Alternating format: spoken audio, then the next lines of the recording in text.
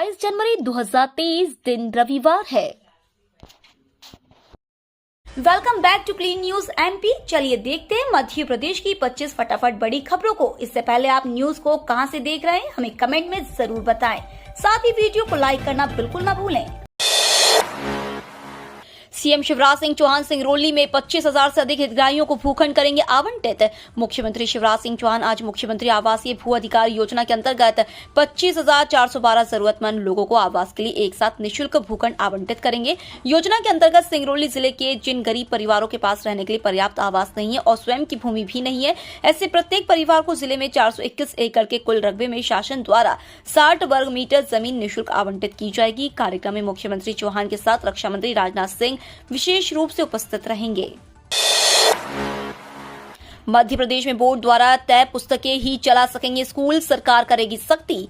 मध्य प्रदेश के निजी स्कूल केंद्रीय माध्यमिक शिक्षा मंडल, इंडियन स्कूल सर्टिफिकेट एग्जामिनेशन और मध्य प्रदेश माध्यमिक शिक्षा मंडल द्वारा तय पुस्तकों से अलग पुस्तकें किसी भी कक्षा के पाठ्यक्रम में शामिल नहीं कर सकेंगे। इसे लेकर सरकार अब सख्ती बरतेगी। यदि अगले शैक्षणिक सत्र में कोई निजी स्कूल निजी प्रकाशकों की पुस्तकें पाठ्यक्रम में शामिल करता है तो उसके खिलाफ कार्रवाई की जाएगी। वहीं स्कूलों से इसी माह पुस्तकों की सूची मांगी जाएगी ताकि स्कूल और पुस्तक विक्रेताओं की साठगांठ से पुस्तकें न बिक सके।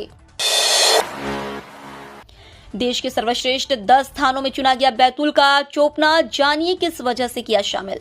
बैतूल जिले का चोपड़ा थाना देश के सर्वश्रेष्ठ 10 स्थानों में चुना गया है। अपराधों की रोकथाम, कानून व्यवस्था की बेहतर स्थिति, पुराने मामलों का निपटारा, सामुदायिक पुलिसिंग आदि को लेकर किए गए मूल्यांकन में इसे छठा स्थान मिला है। दिल्ली में चल रहे पुलिस महानिदेशक सम्मेलन में इसकी घोषणा की गई। मध्य प्रदेश के पुलिस महानिदेशक सुधीर कुमार सक्सेना भी इसमें शामिल हो रहे हैं।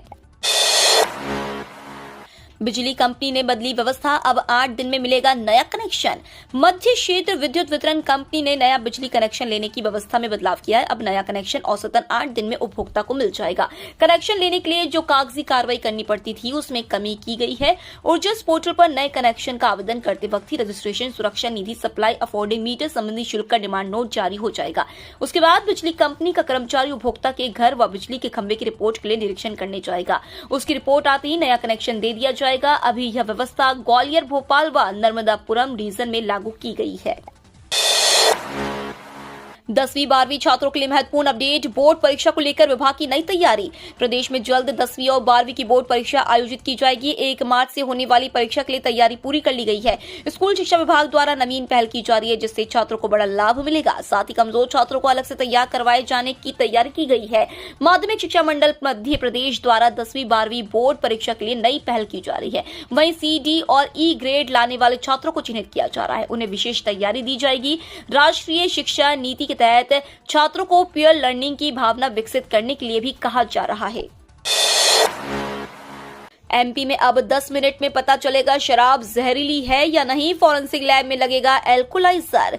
प्रदेश पुलिस और आबकारी विभाग द्वारा जब्त की गई शराब में अब यह पता लगाना बहुत आसान हो जाएगा कि यह जहरीली तो नहीं है। शराब में अल्कोहल की मात्रा कितनी है, 10 से 15 मिनट के भीतर जांच के परिणाम सामने आ जाएंगे। इसके लिए भोपाल में भदभदा स्थित फॉरेंसिक लैब में 60 लाख रुपए से स्वचालित एल्कोलाइजर लगाया जा रहा है। इसकी खरीदी के आदेश जारी कर दिए गए हैं। प्रदेश में इस तरह की यह पहली मशीन है।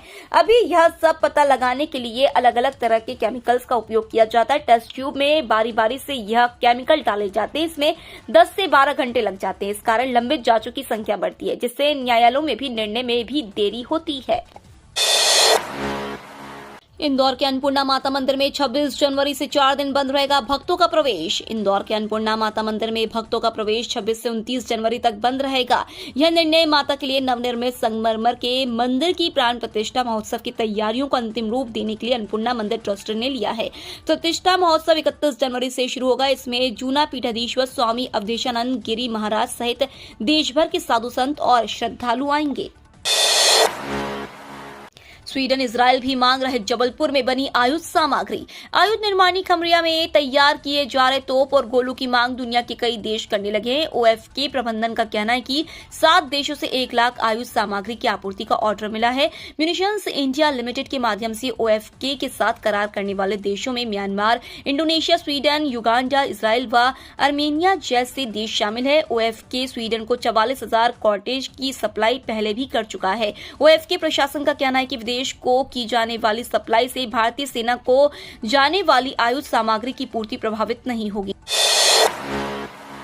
मध्य प्रदेश सरकार अमेरिकी कंपनी से खरीदेगी एक साथ 3 प्लेन। मध्य प्रदेश की सरकार नया प्लेन खरीदने जा रही है। प्लेन की राशि कम होने की वजह से राज्य सरकार को कोई भी कंपनी प्लेन देने को तैयार नहीं हो रही थी। बताया जा रहा है कि राज्य सरकार ने प्लेन खरीदने के लिए 120 करोड़ रुपए का प्रावधान कर रखा था। सूत्रों के अनुसार अब इसे बढ़ाकर 200 करोड़ रुपए कर दिए गए हैं। बताया जा रहा है कि अमेरिकी विमान निर्माण कंपनी से नेगोशिएशन में पैसे को लेकर बात लगभग तय हो गई है। राज्य के विमानन विभाग की ओर से अब जेट प्लेन खरीदी का प्रस्ताव बनाकर स्वीकृत के लिए कैबिनेट में रखा जाएगा।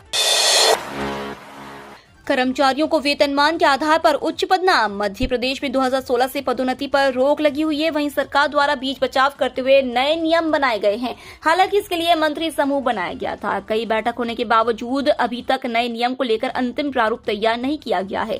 हालांकि राज्य सेवा वित्त सेवा के अधिकारियों को वरिष्ठ वेतनमान के आधार पर उन्हें ऊंचे पदनाम दिए जा रहे हैं। अब सहकारिता विभाग द्वारा भी इसकी तैयारी कर ली गई है। सहकारिता विभाग के कर्मचारियों को वेतनमान के आधार पर उच्च पदनाम दिए जाएंगे। चुनावी साल में शिवराज और कमलनाथ के ब्यूरोक्रेसी पर जुदा अंदाज। राजनीतिक गलियारे ही नहीं, ब्यूरोक्रेसी को लेकर दिग्गजों के बदले अंदाज भी मध्य प्रदेश विधानसभा चुनाव की तैयारियों के संकेत देने लगे हैं। सत्तारूढ़ भाजपा जहां वरिष्ठ अधिकारियों को लेकर सॉफ्ट दिख रही है, वहीं कांग्रेस का अंदाज आक्रामक है। मुख्यमंत्री शिवराज सिंह चौहान ने वरिष्ठ अधिकारियों को टीम एमपी से बढ़कर अपने परिवार का सदस्य बताया है, तो पूर्व मुख्यमंत्री प्रदेश कांग्रेस अध्यक्ष कमलनाथ कार्यकर्ताओं को निर्देश दे रहे हैं कि जो अधिकारी तकलीफ दे रहे हो उनके नाम नोट करके रखें, सरकार आने पर हिसाब किया जाएगा। खुशखबरी, पेंशन में होगी 8,500 की बढ़ोतरी। देश के प्राइवेट सेक्टर में काम करने वाले लाखों कर्मचारियों के लिए अच्छी खबर है। सुप्रीम कोर्ट के फैसले से कर्मचारियों की पेंशन में कम से कम 8,500 रुपए की बढ़त की जा सकती है। कर्मचारी भविष्य निधि संगठन ने निजी क्षेत्र में काम करने वाले लाखों कर्मचारियों के मूल वेतन पर 15,000 रुपए की सीमा तय की है और इसी के आधार पर पेंशन की गणना की जाती है। लेकिन सुप्रीम कोर्ट के इस फैसले के बाद यह सीमा हटा दी जाएगी और पेंशन की गणना 15,000 रुपए की बजाय 20,000 रुपए की जाएगी। अगर ऐसा होता है तो कर्मचारियों की महीने की पेंशन में कम से कम 8,500 रुपए की बढ़ोतरी की जा सकती है। कर्मचारियों के लिए अच्छी खबर, सेवानिवृत्ति आयु में वृद्धि संभव, 4% बढ़ेगा डीए, सीएम कर सकते हैं घोषणा। कर्मचारियों को जल्दी बड़ा तोहफा मिलेगा। दरअसल एक तरफ जहां उनके महंगाई भत्ते में वृद्धि की कवायद तेज हो गई है, वहीं दूसरी तरफ उनकी सेवानिवृत्ति आयु को भी बढ़ाया जा सकता है। इसकी भी तैयारी पूरी की जा रही है। बता दें कि कर्मचारियों की महंगाई भत्ते में 4% की वृद्धि हो सकती है। उनके महंगाई भत्ते को बढ़ाकर 38% किया जा सकता है। सीएम शिवराज ने कहा, हर क्लास को स्मार्ट क्लास बनाकर आज सीहोर के शिक्षकों ने इतिहास रचा। सीएम शिवराज सिंह चौहान सीहोर जिले के नसरुल्लागंज में हर शाला स्मार्ट शाला कार्यक्रम में शामिल हुए। मुख्यमंत्री की धर्मपत्नी साधना सिंह भी कार्यक्रम में शामिल हुई। उन्होंने दानदाता शिक्षकों, जनप्रतिनिधियों और समाज सेवियों को सम्मानित किया। सीएम चौहान ने विद्यार्थियों के प्रश्नों के समाधान कारक उत्तर दिए और उन्हें प्राणायाम करके बताया। उन्होंने मेधावी विद्यार्थियों को सम्मानित भी किया। उन्होंने कहा, प्रदेश के विकास में सरकार के साथ समाज के सहयोग का यह अनुकरणीय उदाहरण है। उन्होंने सीहोर जिले के हर स्कूल को स्मार्ट स्कूल बनाने की पहल के लिए कलेक्टर प्रवीण सिंह की सराहना की। चौहान ने कहा कि यह अद्वितीय कार्य पूरे प्रदेश को प्रेरणा देगा। कमलनाथ ने सीएम शिवराज को लिखा पत्र, विद्युत कर्मियों की समस्याओं के निराकरण की मांग। पूर्व मुख्यमंत्री एवं पीसीसी चीफ कमलनाथ ने विद्युत कर्मियों की समस्याओं के निराकरण के लिए सीएम शिवराज सिंह चौहान को पत्र लिखा है। उन्होंने मांग की है कि इस मामले में सरकार तत्काल निर्णय ले। उन्होंने कहा कि इनके द्वारा आंदोलन करने के प्रदेश की विद्युत सेवा प्रभावित हो सकती है। पत्र में इनकी मांगों पर सहानुभूति पूर्वक विचार करते हुए उनका निराकरण करने की बात लिखी गई है। धर्मपथ पर कांग्रेस चुनावी साल में लाएगी धार्मिक कार्यक्रमों की झड़ी। मध्य प्रदेश में कांग्रेस अब धर्म के रास्ते चुनावी वितरणी पार करने की कवायद में है। मकसद धर्म प्रेमी जनता के सारे साल 2023 के विधानसभा चुनाव की राह आसान करने का है। इसके लिए बाकायदा कांग्रेस ने धर्म और उत्सव प्रकोष्ठ का गठन किया है, जो जबलपुर में कल शनिवार से नर्मदा जयंती के मौके पर 8 दिवसीय धार्मिक कार्यक्रम का आयोजन किया जा रहा है। इसका शुभारंभ सुबह 11 पूर्व मुख्यमंत्री कमलनाथ किए। नर्मदा जयंती 28 जनवरी को है। जबलपुर की बरगी विधानसभा में नर्मदा नदी के नांदिया घाट में कमलनाथ कलश यात्रा के साथ नर्मदा जयंती महोत्सव की शुरुआत करेंगे। भारत ने न्यूजीलैंड को 8 विकेट से हराया। 3 मैच की सीरीज में 2-0 की अजय बढ़त बनाई। भारत और न्यूजीलैंड के बीच वनडे सीरीज का दूसरा मुकाबला भारत ने 8 विकेट से जीत लिया। इस जीत के साथ ही टीम इंडिया ने 3 मैच की सीरीज में 2-0 की अजय बढ़त बना ली है। रायपुर में भारतीय कप्तान रोहित शर्मा ने टॉस जीतकर पहले गेंदबाजी करने का फैसला किया। न्यूजीलैंड ने पहले बल्लेबाजी करते हुए भारत के सामने 109 रन का लक्ष्य रखा। टीम इंडिया ने इसे 2 विकेट खोकर हासिल कर लिया। 118 साल पुराने बैंक ने दी कस्टमर्स को खुशखबरी। सिर्फ 444 दिन की एफडी पर मिल रहा 8% का तगड़ा रिटर्न। अपनी स्थापना के 118 साल पूरे कर चुके private sector lender city union bank ने अपने फिक्स्ड डिपॉजिट रेट में इजाफा किया है। सिटी यूनियन बैंक सबसे पुराने प्राइवेट सेक्टर के बैंकों में से एक है। एफडी रेट्स में इस इजाफे के बाद बैंक अपने जनरल कस्टमर्स को 7 दिन से 10 साल की एफडी पर 5% से 6.90% का ब्याज दे रहा है। वहीं बैंक इसी टाइम पीरियड पर अपने सीनियर सिटीजन ग्राहकों को 5% से 7.25% का ब्याज दे रहा है। दूसरी ओर बैंक 444 दिन की एफडी पर अपने जनरल कस्टमर्स को अधिकतम से 7.75% और अपनी सीनियर सिटीजन ग्राहकों को 8% का ब्याज दे रहा है। रेल महाबजट की तैयारी। 500 Vande Bharat train, 35 hydrogen train और 5000 हाई प्रोफाइल कोच। भारतीय रेल को इस बार सरकार बड़ा तोहफा देने की तैयारी कर रही है। एक मीडिया रिपोर्ट के मुताबिक सरकार ने रेल बजट 2023 के लिए 2 करोड़ 70 लाख का मेगा बजट प्लान किया है। 500 वंदे भारत ट्रेन, 35 हाइड्रोजन ईंधन पर चलने वाली ट्रेन, 5000 एलएचबी यानी अत्याधुनिक कोचेस के साथ 58,000 मालगाड़ी के खुले डिब्बे जोड़ने की तैयारी है। माना जा रहा है कि यह रेलवे के लिए अब तक का सबसे बड़ा बजट हो सकता है। महंगी ईएमआई पर ब्रेक। आरबीआई ने कहा महंगाई दर 6% के नीचे आने से मॉनेटरी पॉलिसी ने पहला माइलस्टोन किया हासिल। आरबीआई ने बीते 5 मॉनेटरी पॉलिसी कमेटी की बैठकों में महंगाई पर नकेल कसने के लिए रेपो रेट में बढ़ोतरी का फैसला किया, जिसका नतीजा है कि खुदरा महंगाई दर अप्रैल 2022 के 7.79% से नीचे घटकर दिसंबर 2022 में 5.72% पर आ चुकी है। महंगाई दर में कमी से आरबीआई अब राहत की सांस ले रहा है। आरबीआई ने अपने मंथली बुलेटिन में कहा कि खुदरा महंगाई दर के 6% से नीचे आने के बाद मॉनेटरी पॉलिसी कमेटी ने अपना पहला माइलस्टोन यानी मंजिल हासिल कर लिया है।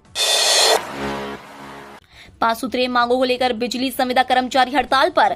मध्य प्रदेश के बिजली संविदा कर्मचारी और आउटसोर्स कर्मचारी 5 सूत्रीय मांगों को लेकर शनिवार से काम बंद हड़ताल पर चले गए हैं। उनको हड़ताल को नियमित कर्मचारी संगठन ने भी समर्थन दिया है। बिजली कंपनी कर्मचारी और आउटसोर्स कर्मचारी संघ के पदाधिकारियों ने बताया कि 5 सूत्रीय मांगों को लेकर 6,000 संविदा कर्मचारी और 45,000 आउटसोर्स कर्मचारी हड़ताल पर है।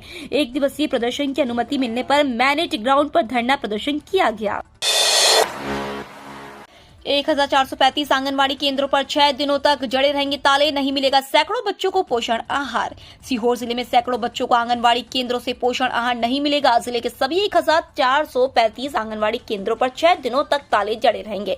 केंद्रों में तालाबंदी कर सोमवार से आंगनवाड़ी सहायिका और मिनी कार्यकर्ता धरना प्रदर्शन शुरू करेंगी।